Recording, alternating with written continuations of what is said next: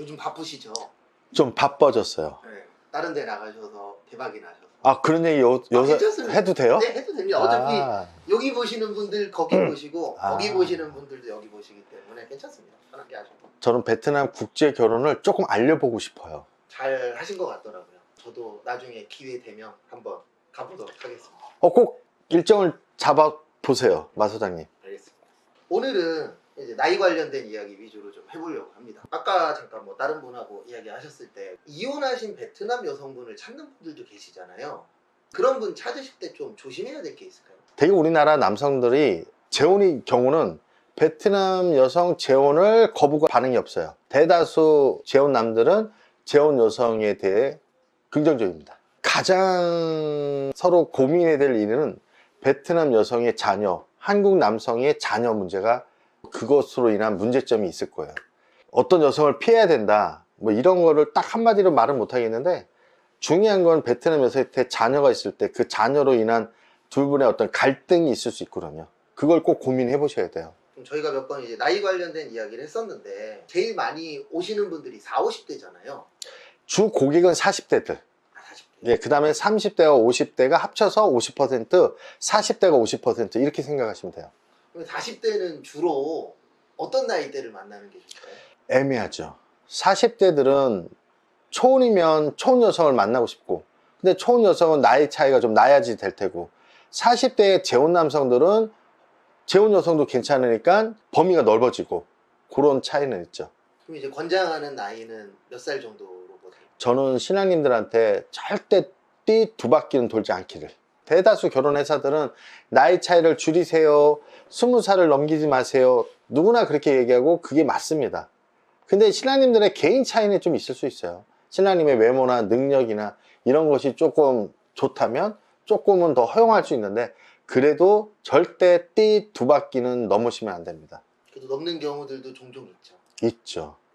쉽게 이렇게 생각하세요. 베트남 우리 국제결혼 회사가 다 좋은 회사만 있는 게 아니에요. 그러니까 신랑님들이 그런 질문을 던져보는 것도 괜찮아요. 그걸 가능하다고 말을 한다면 그건 신랑님이 꼭 의심을 하셔야 됩니다. 아까 마 소장님 오전에 여기 한 분 저희가 상담을 했었어요. 그 신랑님한테 제가 얘기해 줬거든요. 초혼가 어렵다고. 그분의 나이가 50이 넘어갔는데, 그분은 자녀도 있는데 베트남의 초혼 여성과 결혼하고 싶으신 거야. 안 되죠. 베트남에 30살 중후반의 초혼 여성 비율이 무지 낮아요. 마 소장님, 우리가 무엇이든 할 때는 확률이 높은 데에서 뭘 해봐야 그래도 좋은 결과를 얻어낼 수 있지 않을까요? 그래서 전 그분한테 어렵다는 얘기를 했죠. 그분이 저한테 그랬어요. 내가 결혼해서 3-4군데를 만났는데 다른 데는 다 된다고 하는데 왜 임 실장은 안 된다고 하냐고. 안 되는 건 안 된다고 한 것 뿐이에요, 저는. 그렇죠. 왜냐하면 만약에 돼서 오더라도 제일 걱정을 많이 하는 그 상황이 올 확률이 높죠. 높죠.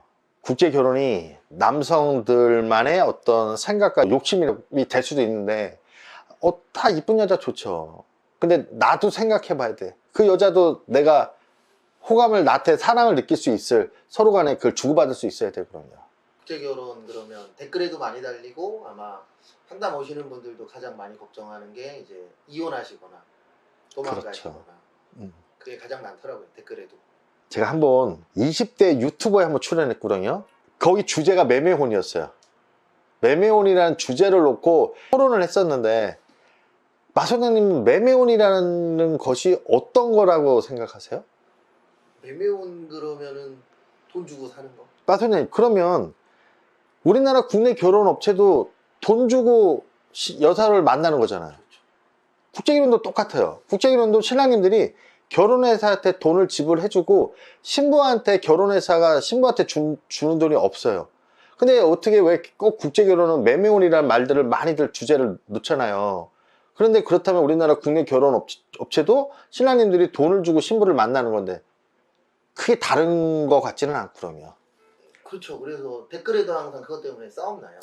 제가 그때 그 젊은 유튜버들하고 얘기를 나눌 때 제가 한 가지는 잘 얘기한 게 하나 있어요. 그 유튜버 20대들이 조금 공감을 해줬어요. 그 20대 유튜버한테 제가 이렇게 질문했어요. 그 친구들이 피부색을 갖고 얘기를 하더라고요. 피부색이, 그러니까 우리가 흔히 동남아 사람들이 우리보단 조금 좀 검잖아요. 그걸 주제로 막 얘기를 나누더라고요. 그래서 제가 거기 유튜버님한테 이렇게 질문했습니다. 유튜버님이 약간 검정색의 피부의 여성한테 진정한 사랑을 느꼈다면, 하얀 피부에 내가 조금 사랑하고 내가 정말 피부색은 조금 검해도 정말 사랑이라는 걸 느꼈다면 누구를 선택하겠냐고. 마 소장님은? 전 사랑을 느낀 사람. 그건 피부색이 중요한 게 아니라 내가 이 여성한테 사랑이라는 걸 느꼈다면 그 피부색이 중요하지 않다는 거죠. 그래도 근데 그들이 그걸 좀 공감했어요. 다른 거는 막 자기네들 생각을 막 얘기를 막 했는데, 제 그 말은 그 유튜버님한테 제가 그렇게 질문했거든요. 그랬더니 유튜버님이 전 사랑을 선택하죠. 그럼 피부색은 중요하지 않다는 거죠. 내가 사랑을 한다면. 요거는 이제 다른 분 영상에서 봤는데, 요즘 40, 50대 분들이 예. 베트남 국제결혼 가서 베트남 가서 거절당하는 경우들이 많나요? 전혀 없지는 않아요. 저희 고객들도 신부님들한테 선택을 못 받는 경우가 있으니까. 어떤 경우가 주로 그러나요? 너무 나이 차이가 많이 나거나 외모 차이가 많이 나거나, 신랑님들 눈에는 이뻐 보이는데 신부 눈에는 신랑이 멋있어 보이지 않으니까 노를 하겠죠. 우리 신랑님 한 분이 자기가 생각한 이상형은 아니라고 그랬어요. 그런데 매력을 느꼈어요. 근데 그 여성이 싫다고 했죠. 왜? 남성이 좀 살이 좀 찌셨거든요. 그러니까 젊은 20대 초반 여성들이 이왕이면 그래도 좀 멋있는 몸매를 원하죠. 근데 그런 생각도 많이 하지 않나요? 베트남도 어쨌든 한류 때문에 한국 드라마나 뭐 이런 가수들을 많이 보잖아요. 그럼 이제 눈높이나 그런 게 좀 많이 높아져 있지 않나요? 이미 우리나라 드라마 때문에 우리나라에 대한 긍정적인 건 정말 많아요. 그러니까 우리 드라마 봐서 우리나라 남성들에 대한, 우리나라 남성들이 좀 매너 있는 분들도 많잖아요. 그런 모습들을 보고서 좋게 생각하더라고요. 그런 부분도 이제 국제결혼에 플러스 되는 게 많죠. 그렇죠. 일단 이미지가, 내가 방송으로 보던 이미지를 갖고 있으니까 그런 생각들을 좀 하죠. 그런 거 빼놓고 뭐 크게 이렇게 거절당하는 경우는 많지는 않은 거죠. 그 신부가 지금 어떤 위치, 상황이냐에 따라 다를 수 있어요. 마 소장님이 만약에 이 신부님이 맞선을 오랫동안 봤다고 치자고요. 3, 4개월을 남자들을 만났는데 짝을 못 찾았다면 암만 해도 이제 선택의 폭을 넓히겠죠. 근데 내가 지금 맞선 본 지 일주일밖에 안 됐어. 그러면 아직은 견딜 힘이 있죠. 그 차이도 있어요. 여성분들 중에 자주 보시는 분들도 계시겠네요. 제 동그라미 유튜브에도 제가 한번 얘기를 했는데, 한 여성이, 제가 4개월을 본 여성이 있어요. 이 여성은요, 누가 봐도 안 이뻐요. 여성으로서의 외모로서 매력을 못 느껴요. 근데 이 여성이 점점 바뀌는 모습이 하나 있었어요. 4개월 동안 전 그 여성을 자주 봤거든요. 옷이 바뀌었고 헤어스타일이 바뀌었고 화장이 바뀌었어요. 이 친구는 어떤 한국 남성이 결혼하자고 청혼을 했었대요. 근데 이 여성이 나 싫다고 한 거예요. 그랬더니 베트남 스태프들이 난리가 난 거야. 네 얼굴에 이 남자가 결혼하자면 해야지, 네가 뭘 잘났다고 막 거절하느냐고. 근데 이 친구가 했던 말을 제가 정말 공감했어요. 나는 내가 사랑하는 사람 만나면 안 되냐고. 나는 안 되는 거예요. 이렇게 얘기를 했고요. 이 친구를 옆에서 많이 도와준 거야. 옆에 있는 어떤 여성들이 친구야, 너 옷을 바꿔봐라. 옷을 조금 드레스하게 좀 바꿔줬고, 미용실 가서 헤어도 좀 바꿔줬고, 화장도 해줬고. 그래도 안 이뻐. 근데 그거 아세요? 결혼했습니다. 여성과 결혼한 남성이 사진을 봤어요. 그 남성님은 엄청 잘생기지는 않았지만 그렇다고 엄청 못생기지도 않았는데 이 남성분하고 하여튼 결혼을 했습니다. 그래서 저는 그 여성이 포기하지 않고 했기 때문에 그래도 결과를 냈고. 그분은 한국에 꼭 오고 싶으셨나 봐요. 제가 볼 때는요, 그 친구가 어떤 제3의 목적이라기보다는 결혼을 하고 싶었던 것 같아요. 그냥 결혼을 하려니까 내가 마음이 없이 결혼을 못 하는 거죠.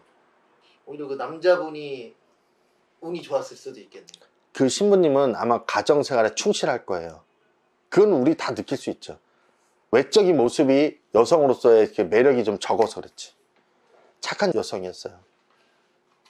오래 하셨으니까 이 여성이 어떤 목적을 갖고 왔는지 그런 게 조금이라도 보이시겠어요, 이제? 우리가 신랑님보다는 좀 느낄 수 있는 게 있죠. 아주 간단한 거예요. 신랑님이 어떤 질문을 던졌을 때 고민 없이 즉각 대답하고 그러는 거보다는 어떤 고민해야 될 질문도 있을 수 있잖아요. 그때 고민을 한다는 것은 신부님의 좀 진정성을 좀 우리가 볼 수 있죠.